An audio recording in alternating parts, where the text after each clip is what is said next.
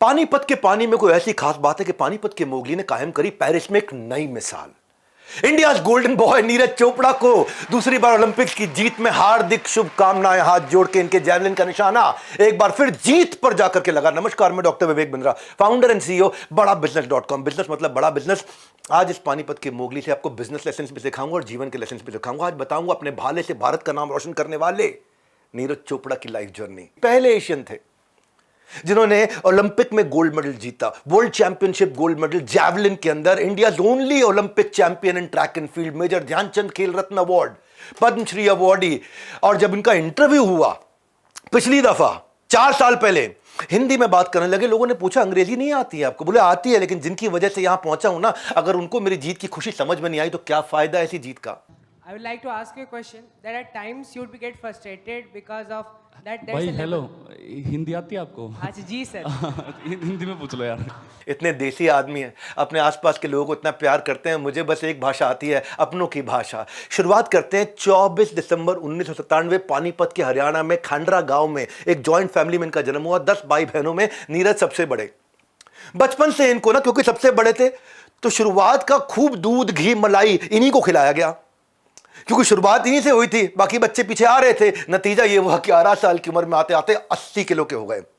फूल गए थोड़ा, और इतना फूल गए कि खेलने जाते तो 11 साल की उम्र में 80 किलो बहुत ज्यादा होता है। बच्चे सारे जो इनको कभी बोले, बुरा नहीं मानिएगा, मोटा, हाथी, गेंडा और क्या क्या बोल के नहीं इनको चिढ़ाते थे, उनके साथ खेलता नहीं था। तो 11 साल की उम्र में ये डिप्रेशन में चले गए, और डिप्रेशन से बाहर निकालने के लिए इनके चाचा बड़े प्यारे थे। इनको क्रिकेट फुटबॉल खिलाने के लिए पानीपत के स्टेडियम ले गए। चाचा को था मैं इसको ना खेल कूद से बाहर निकालूंगा डिप्रेशन से। उन्होंने सोचा थोड़ा भागेगा, वजन भी कम हो जाएगा। अब वहां कुछ बच्चों को उन्होंने जेवलिन थ्रो करते देखा। चाचा को कहा कि भाई मैं भी यही खेलना चाहता हूं।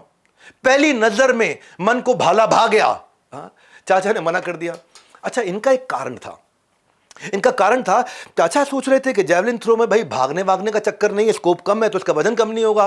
और चाचा को खेल की जानकारी नहीं थी, उनको भाला फेंकने का गेम ही समझ में नहीं आया। और डिप्रेशन से परेशान नीरज जानते थे कि ये वो गेम है जो अकेले खेला जा सकता है।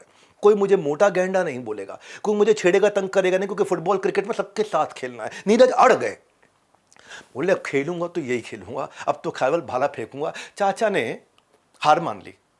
बोले जेवलिन थ्रो के कोच को बोला नीरज को खेलने दो, कोई बात नहीं, खेलने दो उसको, अब इसको फेंकने दो भाला। हालांकि समझ में नहीं आया कि क्या होता है भाला। कोच ने मौका तो दिया, पर नीरज इतने मोटे थे कि जेवलिन उठा ही नहीं पाए। कोच ने कहा 6 महीने बाद आना बेटा, थोड़ा वजन कम करके आओ, 80 को 40 करके लाओ, उसके बाद भाला उठाना। उन्होंने कोच से 1 हफ्ते का समय मांगा। पूरा 6 महीना नहीं, 1 हफ्ता, 26 हफ्ते नहीं, 1 हफ्ता। घर वापस जाकर के प्रैक्टिस के लिए जेवलिन खरीदने की कोशिश करी। पिताजी को, चाचा जी को, चाची जी को, माता जी को, सबको रिक्वेस्ट किया कि जेवलिन आ रहा 11,000 रुपए का। अब डंडा 11,000 रुपए किसी को समझ में ना आया। चाचा ने सोचा 2-4 दिन में भूत उतर जाएगा, उसके बाद ये भाला बेकार हो जाएगा। नीरज जब उन्होंने मना कर दिया, भाई ठीक है, घर से ठीक थे, पर फिर भी 11,000 रुपए भाले के लिए है जी, क्या करेंगे? तो लेकिन नीरज निराश नहीं हुए। नीरज ने कहा कोई बात नहीं।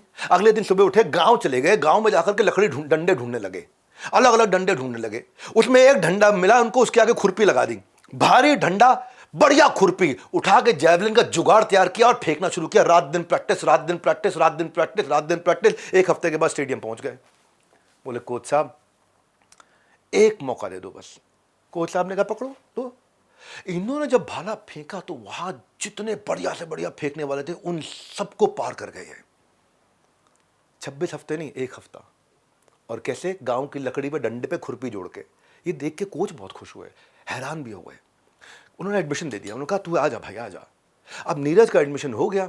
इतना अच्छा खेलने लगे कि कोच ने बोला कि अब तुम अपना भाला खरीदो।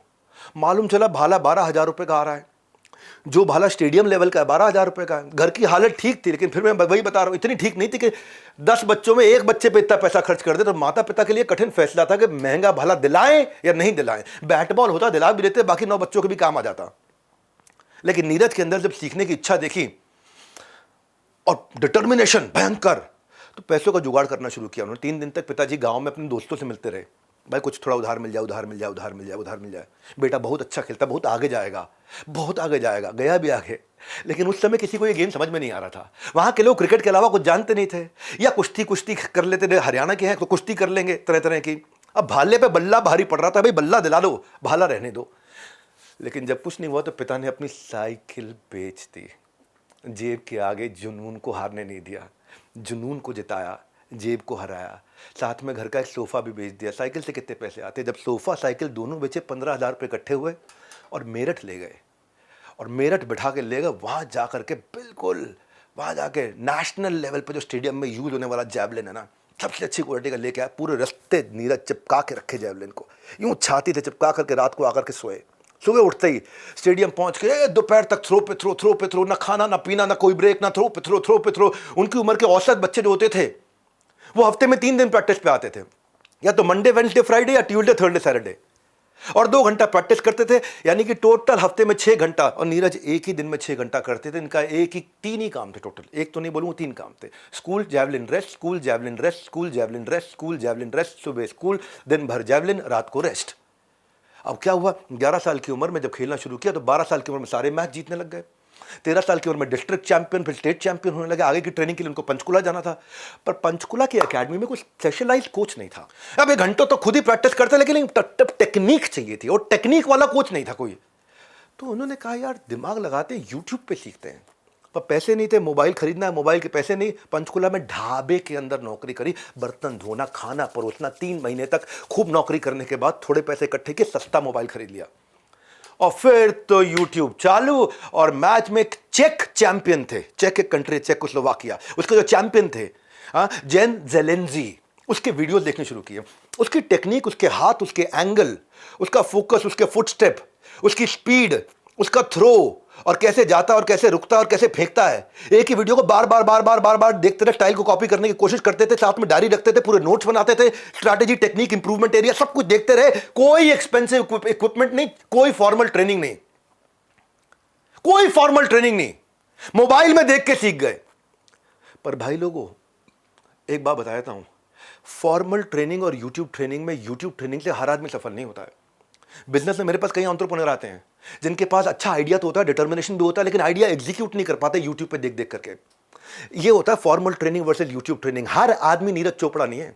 लीडरशिप फनल प्रोग्राम से हम एंटरप्रेन्योर्स को इंप्लीमेंटेबल स्ट्रैटेजी देता हूं, ताकि उनका विजनरी लीडरशिप स्किल कैसे बिल्ड हो जाए, प्रोडक्ट इनोवेशन कैसे आए, रेवेन्यू ग्रोथ स्ट्रैटेजी क्या है, 5 होती है revenue growth strategy, high performance team कैसे तैयार कर दूं मैं, मार्केटिंग में अपनी विजिबिलिटी बिना पैसा खर्च करे कैसे बढ़ा दूं, ग्लोबल एक्सपेंशन मेथोडोलॉजीज क्या है, प्रॉफिट मार्जिन को कैसे मैनेज किया जाए। पूरे 1 साल हैंड होल्डिंग होती है। नीरज के पास फॉर्मल ट्रेनिंग नहीं थी, लेकिन आपके पास है, ताकि हर बिजनेस का हर नीरज चोपड़ा, बिजनेस का नीरज चोपड़ा, उसके सपने तो पूरे हो जाएं। आगे चलते हैं चौथी कहानी, टोक्यो ओलंपिक्स की। टोक्यो ओलंपिक्स के लिए क्वालिफिकेशन राउंड शुरू हुआ। उसी वक्त नीरज के एल्बो में ट्रेनिंग करते वक्त एक मेजर इंजरी हो गई, एल्बो के बल पे गिर गए थे, सर्जरी करानी पड़ी, और जब सर्जरी हुई तो एल्बो से बोन्स के टूटे हुए टुकड़े निकालने पड़े, एल्बो के बोन्स के टूटे हुए टुकड़े। करियर थ्रेटनिंग जर्नी थी, सबको पता था कि अभी वापस नहीं खेल पाएंगे। अपने थ्रोइंग आर्म से, जिस आर्म से वो फेंकते थे उससे चम्मच नहीं उठा सकते थे, जैवलिन उठाना तो बहुत दूर की बात थी। चम्मच समझते हो ना, चम्मच कटोरी प्लेट में खाते हैं, उसको उठाना मुश्किल था। जैवलिन कहाँ से उठाएं? कई महीनों तक इनको ट्रेनिंग से दूर रहने को कहा गया, अस्पताल में रहने को कहा गया। उनको लगा यार ऐसे लेटा रहा ना तो जिंदगी में कभी नहीं खेल पाऊंगा। उन्होंने क्या किया, उन्होंने माइकल फेल्प्स वाला फॉर्मूला अपनाया। हार नहीं मानी, सर्जरी के तुरंत बाद बोले इसको छोड़ के बाकी बॉडी पार्ट्स की ट्रेनिंग तो कर लूं। सारे लोग इसी की ट्रेनिंग करते हैं कि इससे फेंकूं कैसे, मैं बाकी बॉडी पार्ट्स को पहले, जब तक ये ठीक नहीं होता उसको शरीर में जंग नहीं लगने दूंगा। 8 महीनों के बाद जनवरी 2020, कोविड से जस्ट पहले इंटरनेशनल कंपटीशन में 87.86 मीटर जैवलिन थ्रो करके टोक्यो ओलंपिक्स क्वालिफाई कर लिया। अब ये टोक्यो ओलंपिक्स जा सकते थे। ट्रेनिंग के लिए टर्की चले गए, पर हुआ क्या, कोविड का लॉकडाउन हो गया, वापस आ गए। फिर से फॉर्मल ट्रेनिंग नहीं। ऐसे में खिलाड़ी डिसिप्लिन मेंटेन नहीं कर पाते। जब कोविड होता है सब घर बैठ करके उस समय खाली व्हाट्सएप यूनिवर्सिटी के मैसेज फॉरवर्ड करते रहते हैं, भाई कोविड में ये करो, ये खाओ, ये पियो। कई लोग तो कह रहे थे कि कोविड में शराब पीने से कोविड के कीटाणु मर जाते हैं। ये वो सब करने की जगह पहले से भी ज़्यादा ट्रेनिंग करने लगे, पहले से ज़्यादा मेहनत कर, इंटरनेशनल लेवल की ट्रेनिंग को इन्होंने सरपास कर लिया, सुपरसीड कर लिया। अगस्त में पहुंच गए ओलंपिक्स में पार्ट लेने के लिए, टोक्यो चले गए। टोक्यो में क्वालिफाइंग राउंड से पहले ही उन्होंने टॉप परफॉर्मेंस दे दी थी। इंडिकेशन हो गया था पूत के पांव पालने में दिखने लग गए थे, और ऐतिहासिक 7 अगस्त 2020 को 87.58 मीटर का वो भाला फेंका, इंडिया को पहला गोल्ड मेडल दिलाया, पूरा भारत खड़ा हुआ था। वो 7 अगस्त को आज नेशनल जैवलिन डे माना जाता है। 13 साल की उम्र में डिस्ट्रिक्ट कंपटीशन में ब्रोंज मेडल जीतने से लेकर के 23 साल की उम्र में इंडिया को पहला ओलंपिक गोल्ड मेडल दिलाने तक, और वो भी भारत के नहीं, एशिया के पहले थे। India's golden boy, inspiration two thousands of young athlete in the country, Neeraj Chopra. Learning जब जोरदार हो तो लक्ष्य तक पहुंचना आसान हो जाता है, और आपकी लर्निंग बहुत जोरदार थी। अपनी स्टोरीज से मैं आपकी लर्निंग्स के ऐसे ही लेवल अप करता रहूंगा और आपको ऐसे ही सिखाता रहूंगा। आप भले ही मेरे पेड प्रोग्राम लीडरशिप फनल में ना आए, लेकिन फ्री वीडियोस तो कम से कम देखते रहे, पूरे भारत को दिखाए। और अगर थोड़ा सा भी हिम्मत करके लीडरशिप फनल में आ गए तो गेम उड़ाना बात मेरा काम है, क्योंकि बिजनेस का मतलब बड़ा बिजनेस। हमारे साथ जुड़े रहने के लिए वर्ल्ड के नंबर 1 एंटरप्रेन्योरियल यूट्यूब चैनल को सब्सक्राइब करने और करवाने के लिए, ताकि मैं लर्निंग आप तक पहुंचाता रहूं। आपका धन्यवाद।